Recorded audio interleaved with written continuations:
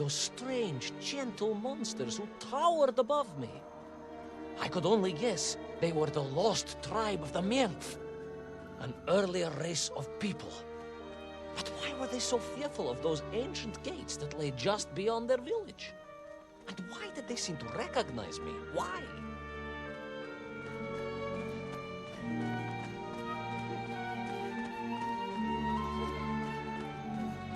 Yes, I'm also wondering why. No, a как же, General? Who was I to question such things? Trapped as I was deep underground. I was more curious, I must admit, about the location of little Orpheus.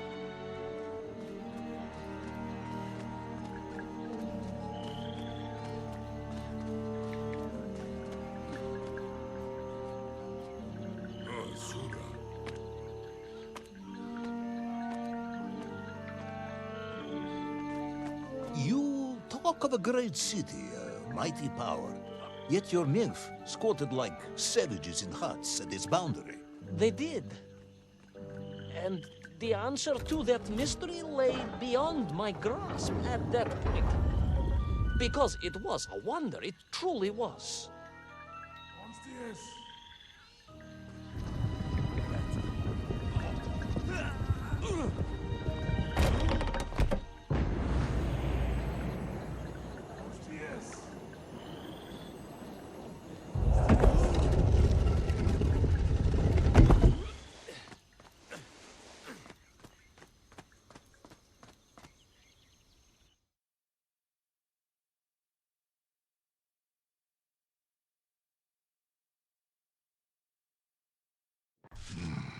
The lost city of Agartha. I hope I may one day see it myself. Oh, General, if only you could. Unfortunately, as I shall explain, should you seek Agartha now, you wouldn't find it. It has been utterly destroyed.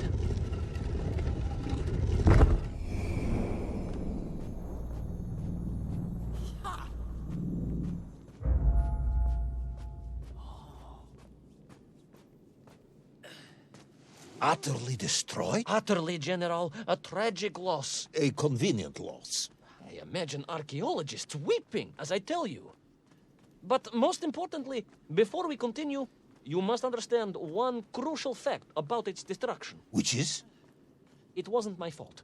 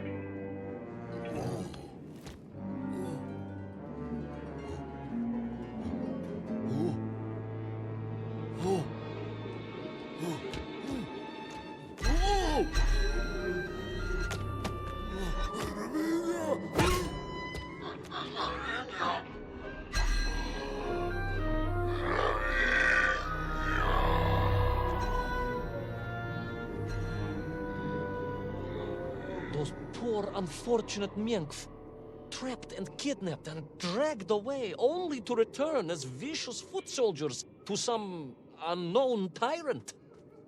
And yet, there was something familiar about the shtukovina they were forced to wear on their heads, which I was sure were being used to control and enslave them. And what was that? General, it curiously resembled the radio sets I used to tinker with as a child. Radio sets? It was very curious. It was very curious. It was extremely curious.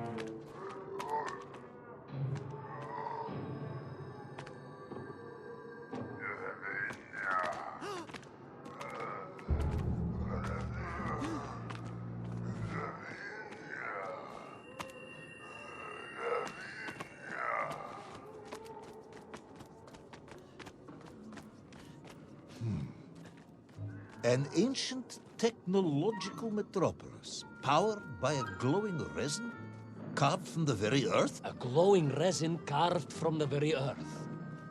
Do you see, General? I fear you are about to enlighten me.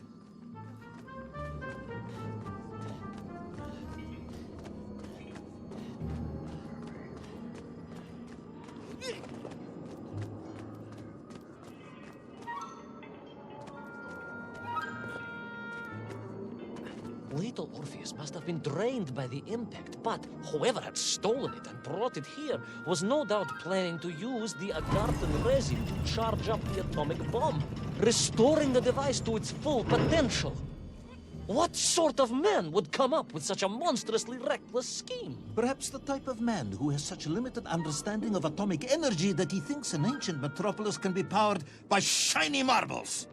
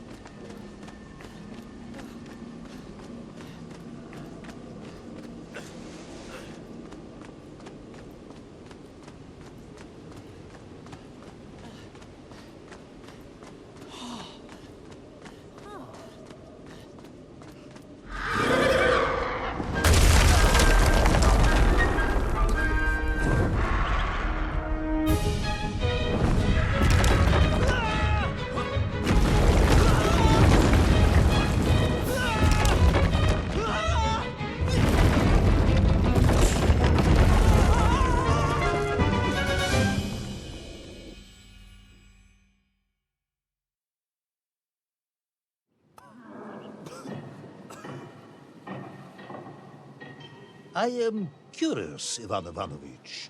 You talk and talk about this great subterranean city, yet what you describe sounds strangely familiar. It does in some way bear an uncanny resemblance to the glorious architecture of Comrade Alexei Dushkin. Wouldn't you agree? Danет, General.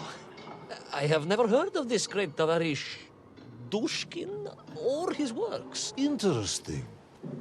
Because you were photographed on the steps of his marvelous Vysotka na Krasnich Varotach, shaking hands with the Glavny constructor. That was the chief designer? The sweaty little fat man with the bad hearing? Mind your mouth, Ivan Ivanovich. And don't think you can distract me by slandering one of the great visionaries of our time. Without him, neither of us would be sitting here now. I must remember to thank him for that, General.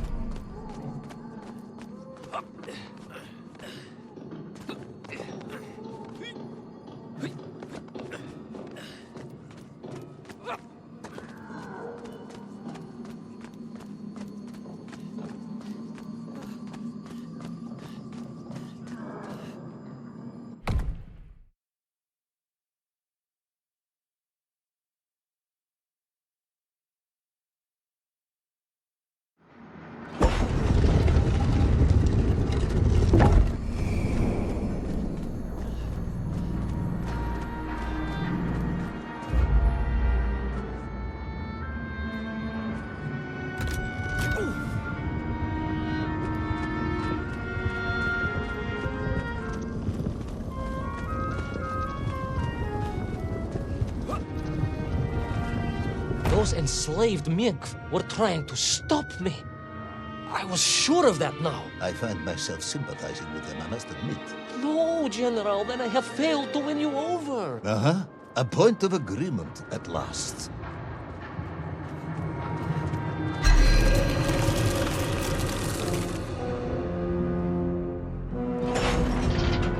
Those enslaved mink were trying to stop me. I was sure of that now. I find myself sympathizing with them, I must admit. No, General, then I have failed to win you over. Uh-huh. A point of agreement at last.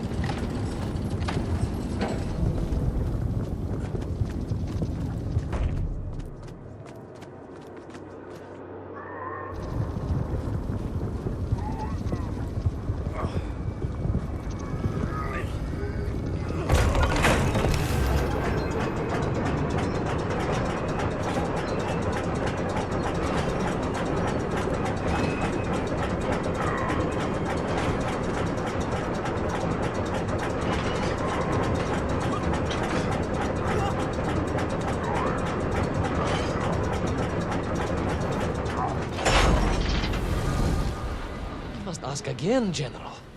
Are you mocking me? That would be unprofessional, comrade.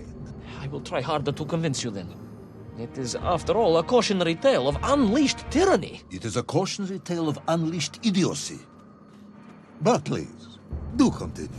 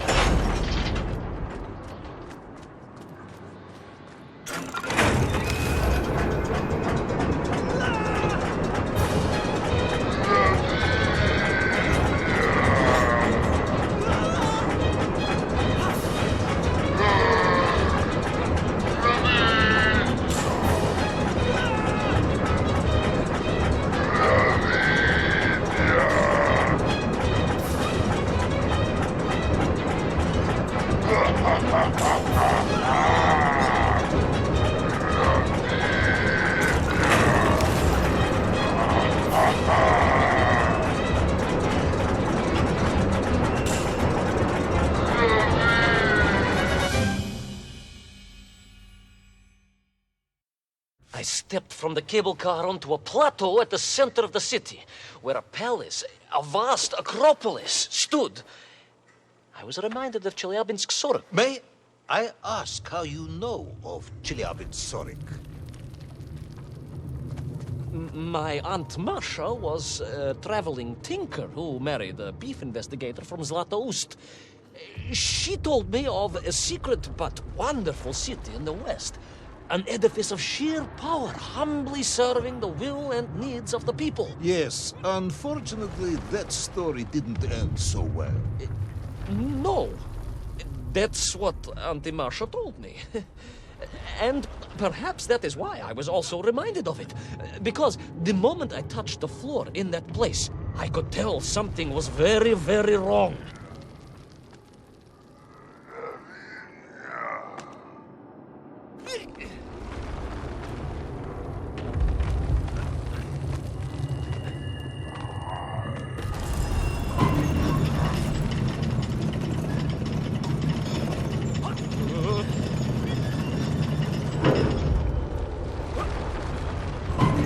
The ground had begun to shake, alarmingly, and the whole city felt as if it was shuddering. I could only imagine what I would find at the heart of the vast temple. If it isn't a giant glowing marble, I'm going to be very disappointed.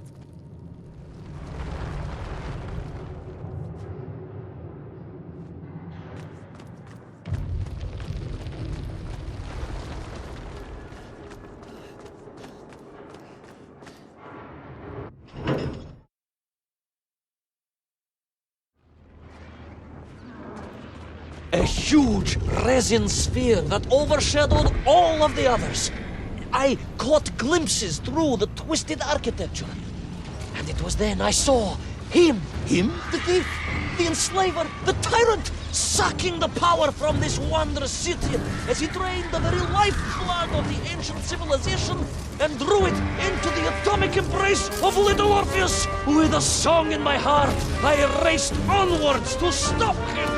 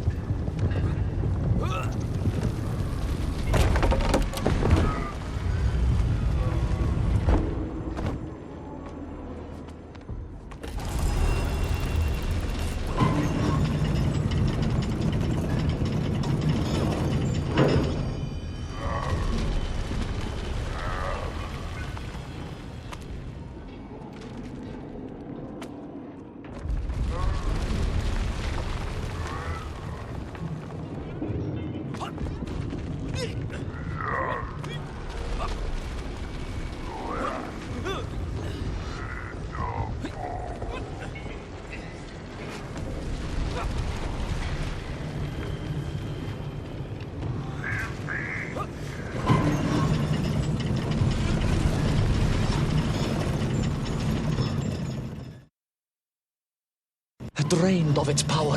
The magical heart of the city cracked, and it sent shockwaves through the world around me. A true monster general, willing to bring down the mountain itself upon Agatha and bury it forever in his ruthless scheme. I could not save that wondrous place, General, to my shame and regret. But I resolved myself to avenge the nymph, to recapture little Orpheus, and to bring that tyrant to justice.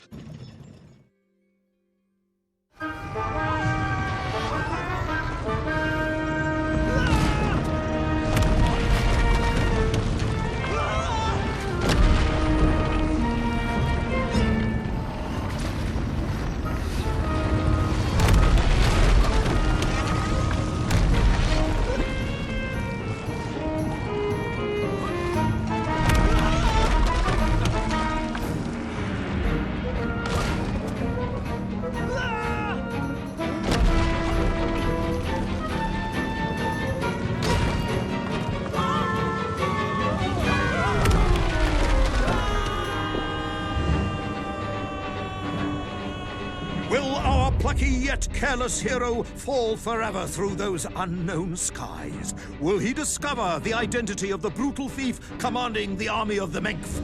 What chance does he have of ever returning to his beloved homeland? How long can the general's patience last?